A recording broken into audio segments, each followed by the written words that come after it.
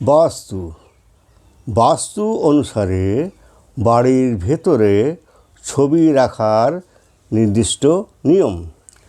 নমস্কার বন্ধুগণ, আশা করি ঈশ্বরের কৃপায় আপনারা সবাই ভালোই আছেন। আমি রামপ্রসাদ ব্যানার্জি কলকাতা থেকে বলছি। আজ আমি বাস্তু অনুসারে বাড়ির ভেতরে ছবি রাখার নির্দিষ্ট স্থান ও নিয়মগুলি নিয়ে আলোচনা করব। দেওয়ালে ছবি লাগানোর নিয়ম বলতে মূলত বাস্তুশাস্ত্র ও ফেংশুই অনুযায়ী সঠিক দিক, উচ্চতা ও ছবি নির্বাচন করা বোঝায়। পারিবারিক ছবি পূর্ব দিকে রাখলে গৃহে ইতিবাচক শক্তি আসে। শোবার ঘরের জন্য দক্ষিণ পশ্চিম দিক শুভ। মৃত ব্যক্তির ছবি দক্ষিণ পশ্চিম দিকে চোখের স্তরে রাখা শুভ। এতে তাঁদের প্রতি শ্রদ্ধা ও মানসিক শান্তির প্রভাব পড়ে। ঈশ্বরের ছবি পূর্ব, উত্তর বা ঈশান কোণে রাখা উচিত, যা ইতিবাচক ও শুভ ফলদায়ক হয়ে থাকে। জীবিতদের সাথে মৃত ব্যক্তির ছবি একসাথে অর্থাৎ পাশাপাশি রাখা উচিত নয়। বাড়ির কেন্দ্রবিন্দু অর্থাৎ ব্রহ্মস্থানে মৃত ব্যক্তির ছবি কখনোই রাখা উচিত নয়। এতে গৃহে নেতিবাচক শক্তির প্রভাব বিস্তার হয়, ফলে পারিবারিক নানান অশান্তিতে ভুগতে হয়। দক্ষিণ বা পশ্চিম দিকে ঠাকুরের মুখ করে রাখা অশুভ বলে মনে করা হয়, তবে কিছু মন্দিরে এর ব্যতিক্রমও আছে, যা স্বাস্থ্যসম্মত ও শুভ।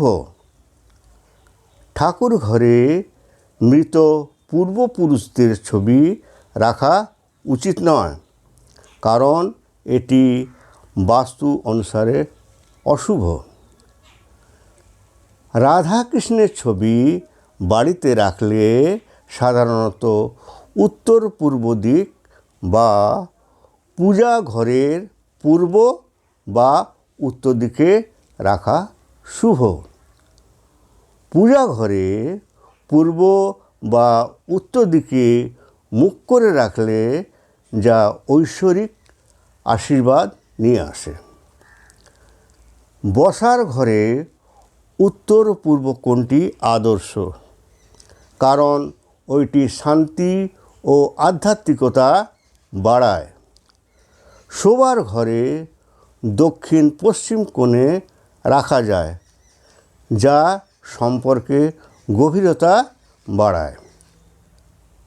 কোনো ভাঙা ফ্রেম বা কাঁচে ধরা ছবি না রাখাই ভালো। এমতাবস্থায় সেই সব ছবি তুলে ফেলে দেওয়া উচিত।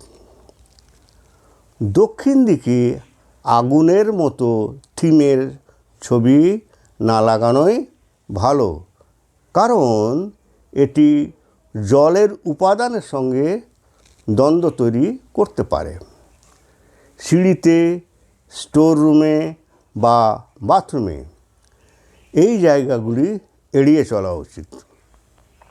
সুতরাং ছবি রাখার অর্থাৎ ঝোলানোর বাস্তুর এই নিয়মগুলি মেনে চললে ঘরে শান্তি, সমৃদ্ধি ও ইতিবাচক শক্তি বজায় থাকে। বাস্তুর জন্য আজকের টিপস: উত্তর পশ্চিম কোণে টিউবওয়েল বা যে কোনো ধরনের ভূগর্ভস্থ জলের উৎস স্থাপন করা উচিত নয়। এতে গৃহে নানান রকম সমস্যা দেখা দিতে পারে, ভিডিওটি যদি ভালো লেগে থাকে তাহলে ভিডিওটি লাইক ও শেয়ার করবেন এবং চ্যানেলটিকে সাবস্ক্রাইব করার জন্য অনুরোধ রইল। ধন্যবাদ।